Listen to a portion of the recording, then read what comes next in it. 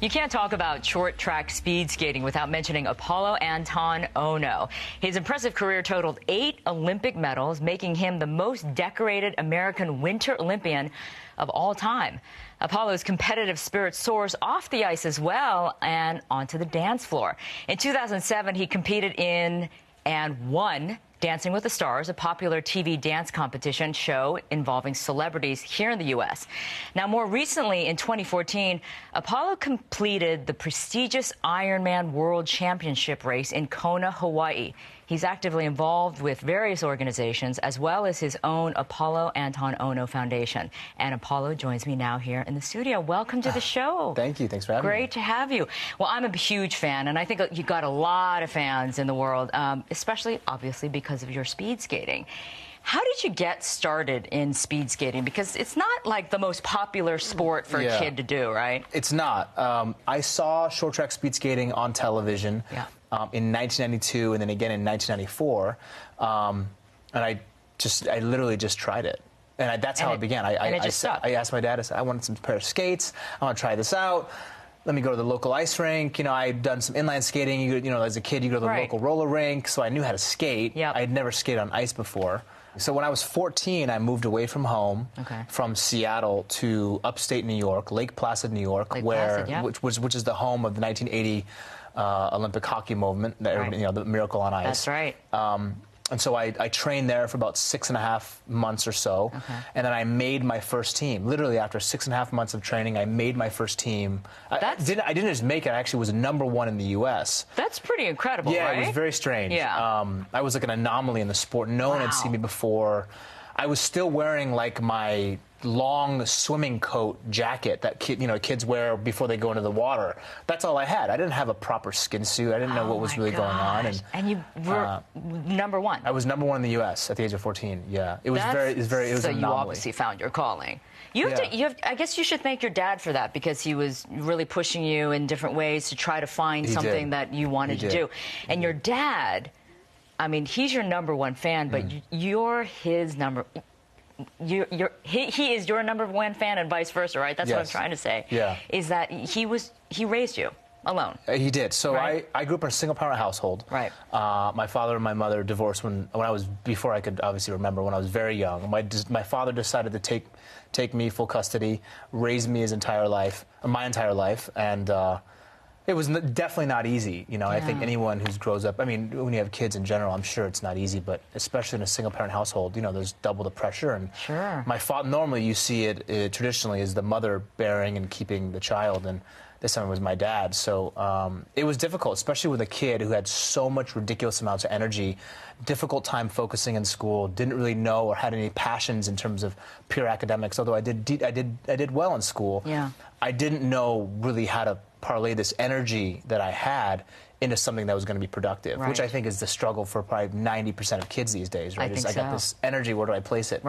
And that's where, to me, sport was really, looking back at my career now, it was beyond just going to the Olympics. It was really an outlet in which it was my art form. It was my expression. It's how I learned so much more about my own character. I developed character. I learned lessons, life lessons, accelerated my learning process. That's what I'm wondering. I mean, what was it for you that allowed you to take it to the next level and then become this Olympian champion? You know, I would say it was pure obsession. I was just, #1, I love the sport. I really love the sport. I love athletics. And I really took a lot of pride in improving what I saw in myself as weaknesses and bringing those weaknesses up to a level where now they were on par with my strengths. And so I was just very mentally driven. A lot of my process throughout my career, and I've had incredible teammates and coaches and support staff and my father and friends.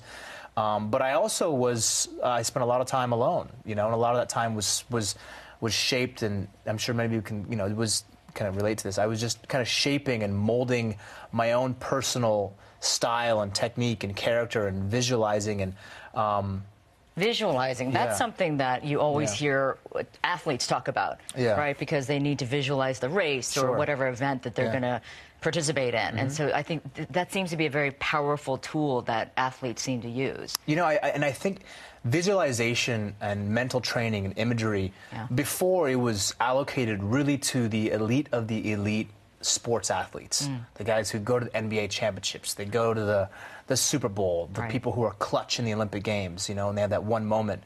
And now it's transferred into, we've noticed businessmen, we've noticed other celebrities, people who have every single day lives, who are seemingly normal civilians, are utilizing this so-called special technique and skill. I'm a huge believer in the mindset of an individual.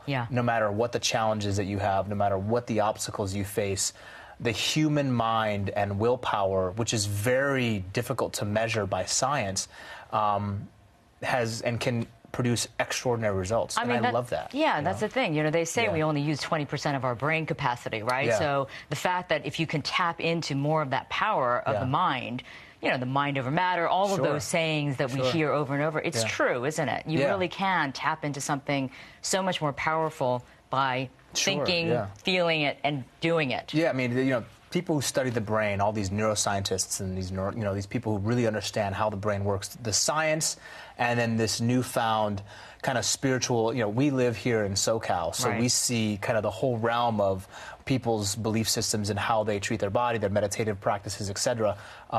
I meditated every single day when I was training as an athlete. Did you? Every single day in the sauna for at least 15 to 30 minutes. And some days it was just strictly focusing on my breathing. Some days it was focusing on the visualization of how I would want the next day to go, or my perfect race, or how I envisioned. We used to do something called imagery healing, where I would sit in the sauna and I would just visualize my cells healing themselves, taking the toxic lactic acid out, and just kind of pumping, and and so look, how do you quantify that into something that's a result? I don't know, but it felt that it worked, and to me, that's all that matters. It certainly can't hurt, right? Yeah, it's all that matters. What was the highlight for you when you were competing? Wow, that's difficult. I would have to say, out of, I competed in 3 Olympic Games, 2002, 2006, and 2010. My final Olympic race in 2010 was in Vancouver, BC, where I learned how to speed skate. Growing up in Seattle, my father would drive me back and forth to Vancouver to go watch the Canadians skate, and I would kind of mimic them and copy them and see how they raced and their techniques. And so that's where I kind of learned how to speed skate. And now my final Olympic Games, I kind of ended my career. It was a very picture-perfect scenario. So I think that was the culmination of all of my years and years of training, not only from a physical perspective, but what I had gone through mentally, and my own personal, my self-growth as a young man was really coming to a head, at least at that chapter of my life. So that was a huge proponent towards, I think, just giving me that confidence that this is probably the best moment of my life in sports. But you know what? I mean, as an athlete, and I never want to take away from my Olympic career, because I cherish that with all my heart, no matter what happens in the future, it's still just one chapter, right? And I understand. When I was competing as an athlete, I used to think, like, I don't want to do anything else. And I used to get people who used to ask me, what are you going to do after you're competing? And I would answer something, but in the back of my head, I was like, what do you mean when I'm done competing? I'm going to compete. Like, I'm happy. If I died speed skating, I'm happy. Like, I was completely content with what I was doing. You were in that moment. I was in that moment. But now, having been retired for 6 years and, traveling around the world, focused on different projects, having different interests now, I miss training and skating every single day of my life. Do you? Every single day. Really? I miss it, absolutely. And the transition from professional or Olympic athlete into whatever, businessman, post-Olympic or post-athlete career is perhaps the most difficult and challenging aspect for any athlete in the name on the planet. And there's only been a handful who's been really, really successful. So you obviously retired, but you didn't stop with the competition, because you decided, crazy person that you are, to do the Ironman triathlon, which is truly the sort of, honestly, the hardest athletic thing that you can do. I would say it's up there. It's got to be up there. So Why? Why did you do that? Well, I ran the New York City Marathon in 2012, and then this opportunity came up to do the Ironman in Kona. Not just any of them, but the one in Kona, Hawaii. That's the big one. Everybody wants to do the Kona. It's the World Championship, right? Yeah. So it's the ultimate. Only a select number of individuals get a chance. Right. You have to earn your way to get there, number one. Yep. And then there's a few slots that are available to those who have not pre-qualified. I did not pre-qualify. And so there was this thought in my head saying, well, I don't want to take this for granted. Number one, there's a lot of people here who would die to have this opportunity. Yeah. This is what they want to do for their life. Sure.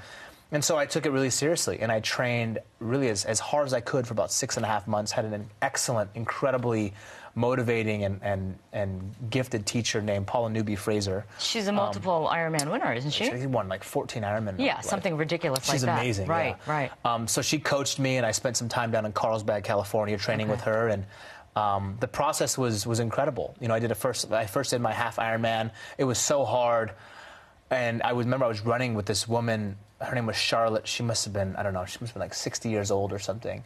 And I'm running alongside of her in the final, like, 5 miles of this half Ironman, thinking, like, I'm an Olympic athlete. And this lady is pulling away from me. That's incredible. What is going on? So That's kind of humbling, isn't it? Yeah, I'm trying to have conversations with her so she slows down. Right? Like, I don't want anybody to get this on tape. This is embarrassing. That's great.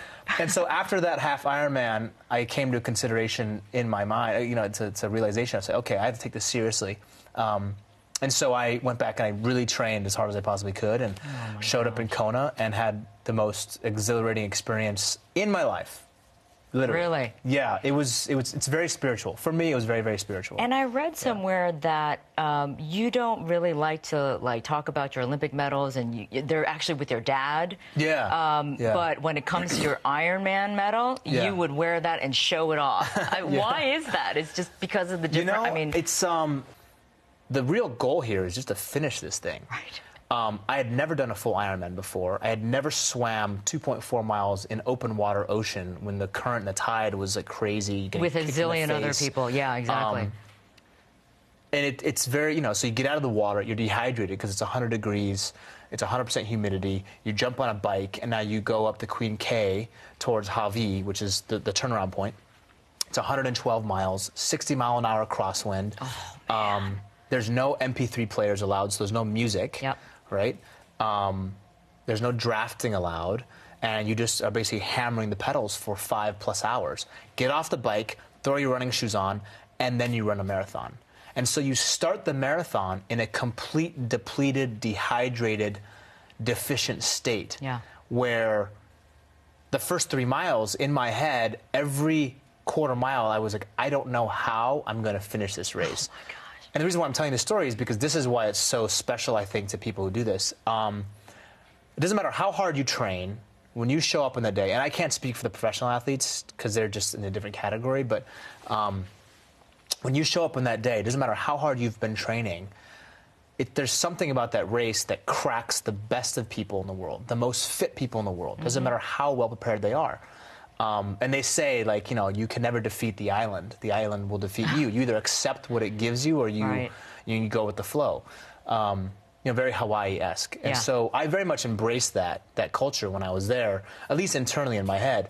And I literally was having hallucinations in the last 10 miles of my marathon. But it was in a way where, you know, like I was having very, very deep internal conversations with myself. It forced me to go above and beyond what I thought my body was physically designed to do on that day.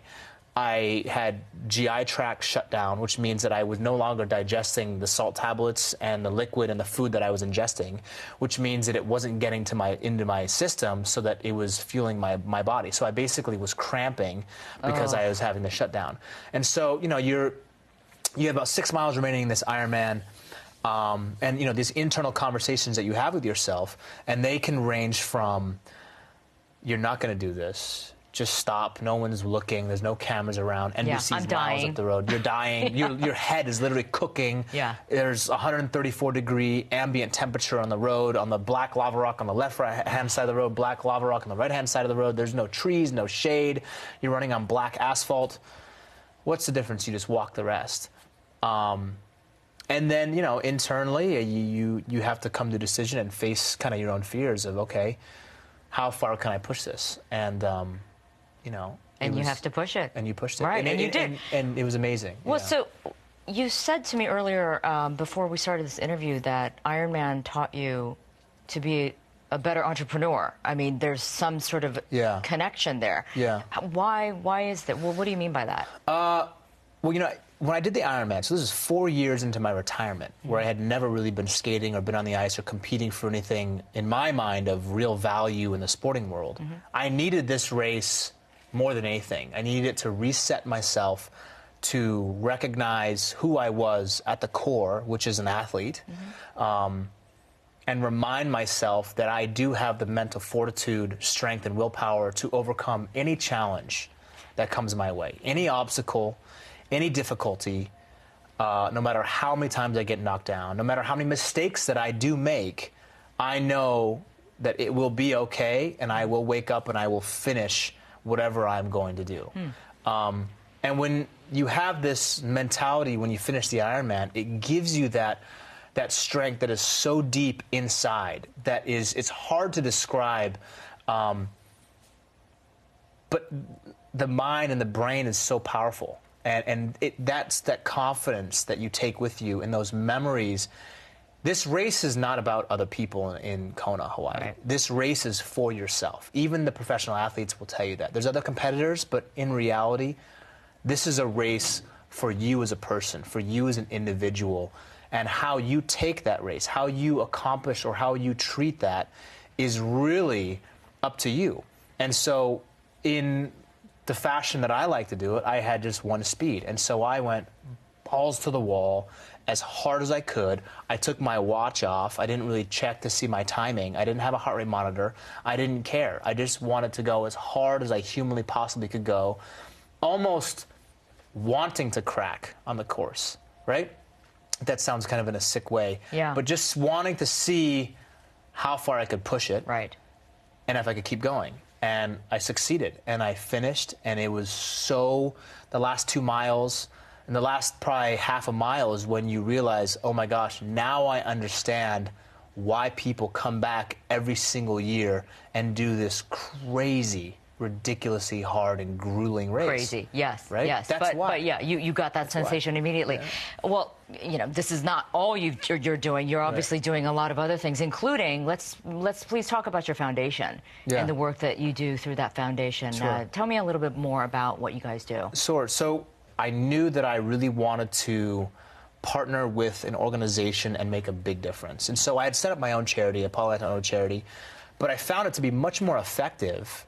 Rather than being another celebrity who has a charity, and then some have excellent ones, so I'm not knocking anybody, but I'm just saying there's a lot that just, they start and they kind of crumble. Yeah. It's a full-time job running a charitable organization. Absolutely. And so I thought, well, my efforts are better well spent if I place all of my time and energy into an existing organization, and I try to drive as much traffic and awareness to that as possible.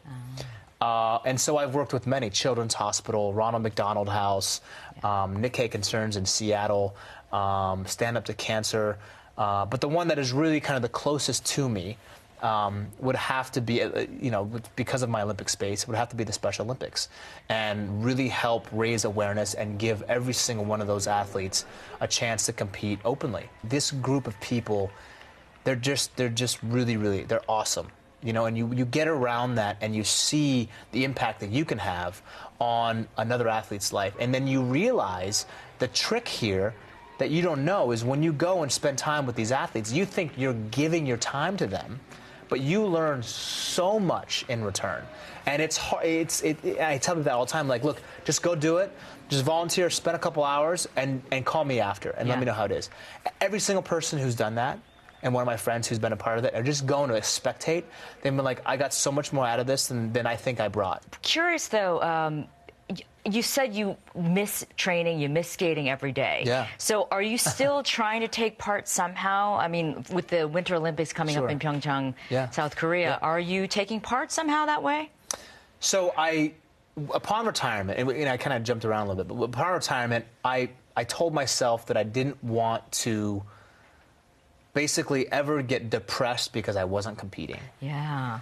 And so I just hit the ground as hard as I could, entrepreneurial spirit, full effect, traveling the world, trying to do as much as I can to market both myself, my brand, other businesses, do as much as I possibly could in that time frame to become and achieve success outside of the sporting world. Okay.